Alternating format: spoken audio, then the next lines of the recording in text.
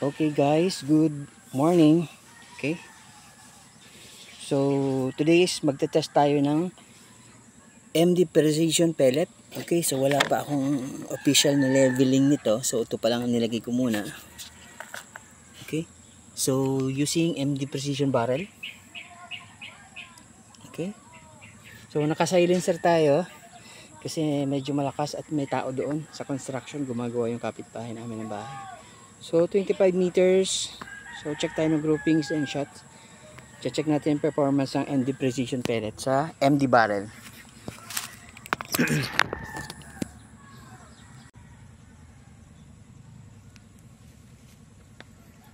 Okay, so check muna tayo ng groupings, sighter,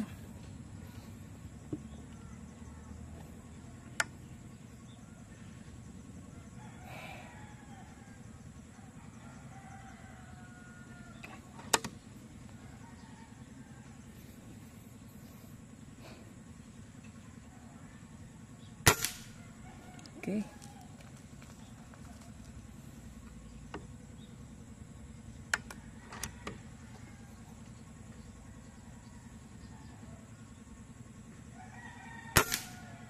Okay. So hitting right siya sa actual, sa camera hitting left.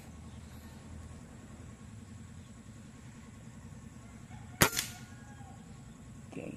So bagong linis yung barrel, so may possible na mag-stabilize pa yung tama ng pellet natin. Okay?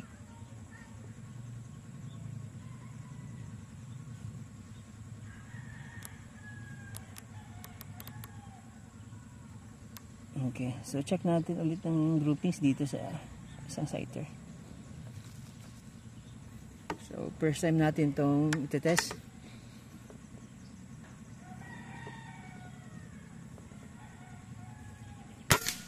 Okay. So para i-stabilize na yung pellet.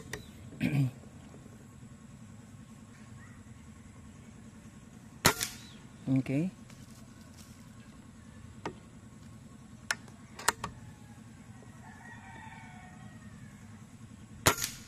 Yun. So 3 shots, lumaki lang ng konti. So test natin. Medyo malaki yung target natin, malaki yung gitna niya. So hitting left, pero hagip yung gitna.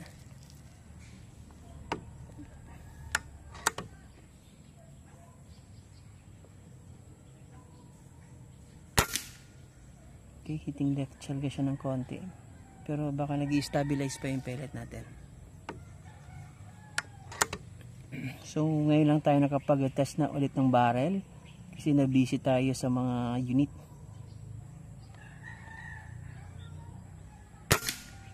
Okay. So yung FPS nito is sa GMS Pro. Hindi ko pa nahanap yung exact na FPS niya. Bali 970 ang FPS ko nito sa GMS.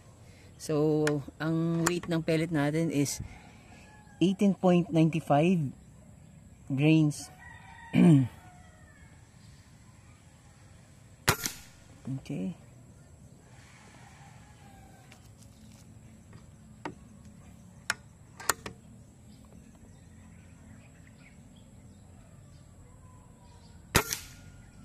So heating daw ng konti, pero dikit sa gitna. Check natin yung hangin natin. Mayroon pa naman.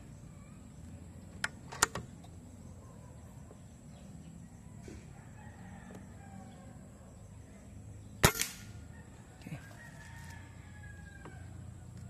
So unsorted ito na pellet. So fresh from the molde.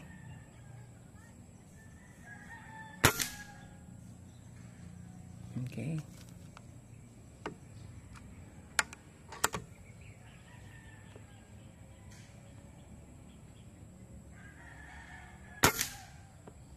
Okay.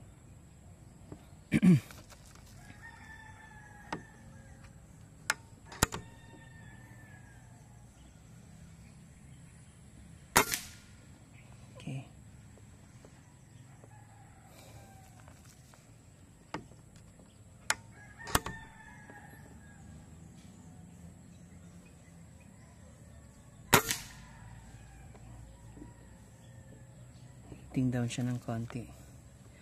Medyo mabigat kasi ito eh. So yung gamit natin na GMS is 18.30.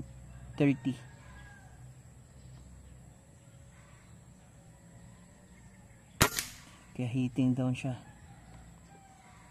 Okay. Try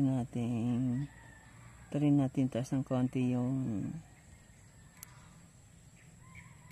okay. So nag-click tayo ng elevation.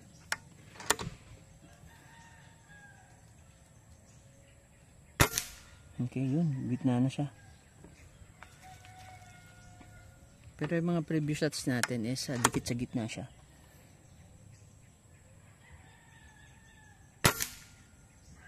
So heating up left pero dikit. So yung pellet natin is marami pang pwedeng baguhin. So initial test pa lang ito.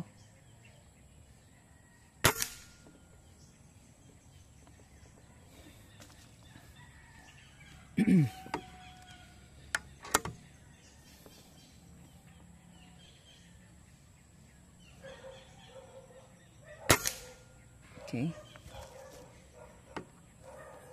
Kailangan ko pang hanapin yung tamang EPS niya. Pero so far nagpapakita na siya na may potential itong pellet natin. Okay, so hindi ko pa ito i-out sa market kasi ongoing pa yung test ko. May pwede pang baguhin sa design ng skirt. Yung head size nito is okay na siya. 5.52. So yung skirt na lang yung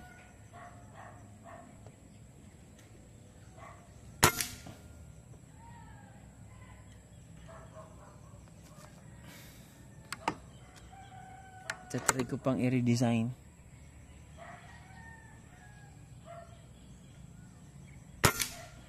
So hitting left siya up. Natin yung hangin natin. Meron pa naman siyang hangin. Okay.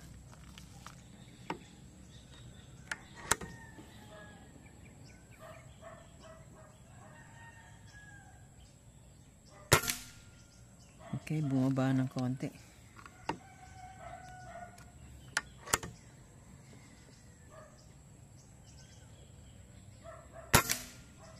Okay.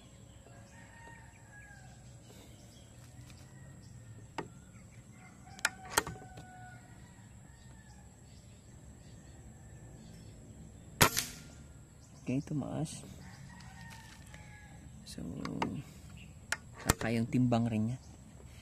Di pa natin ito natimbang eh. Para dito natimbang isa-isa.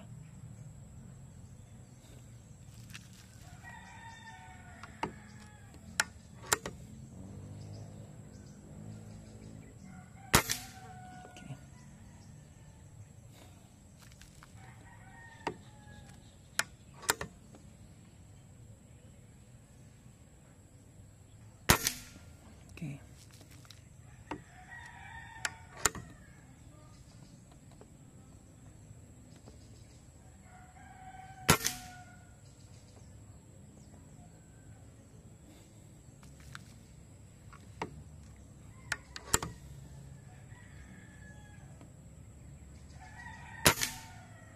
Okay.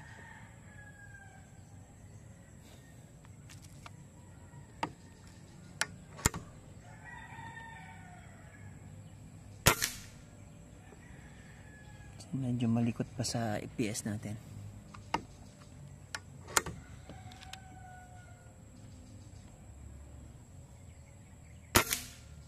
Okay. So, check ulit natin ang groupings.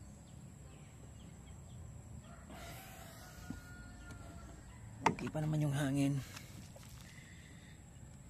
Malapit na sa borderline.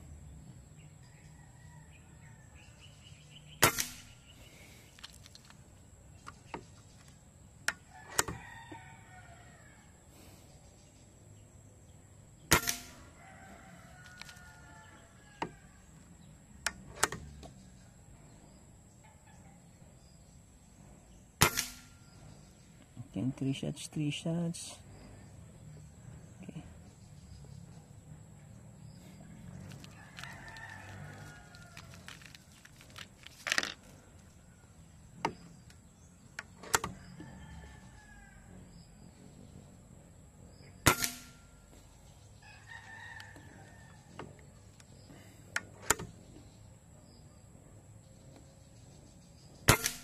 Yan. So baka talaga may mga timbang lang para na hindi siya perfectly same timbang. Okay.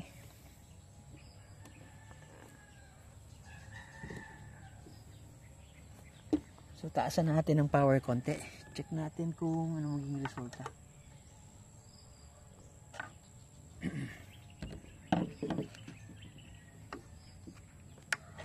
So tataas yung tama nito. Okay.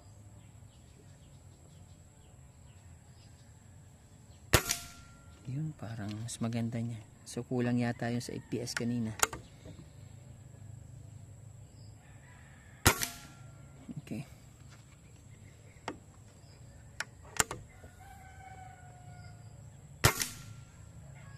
Okay. Tumaas yung tama niya. Hangin pa ba tayo? Meron pa. Tukan natin yung mga numbers niyon. Okay.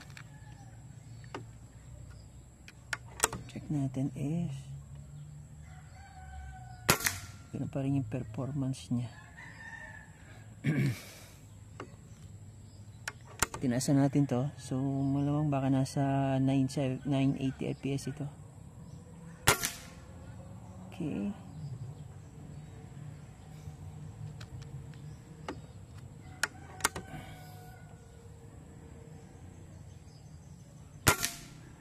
Okay. So bura yung mga number. So mas okay sa kanya yung mataas yung FPS kasi mabigat nga pala siya. Mabigat siya ng konti sa GMS. Okay.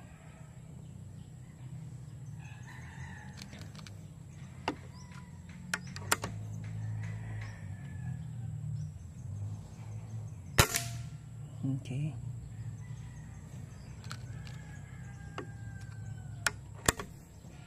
So, meron pa naman hangin. Okay. And so far, okay naman na nung tinaasan yung FPS natin.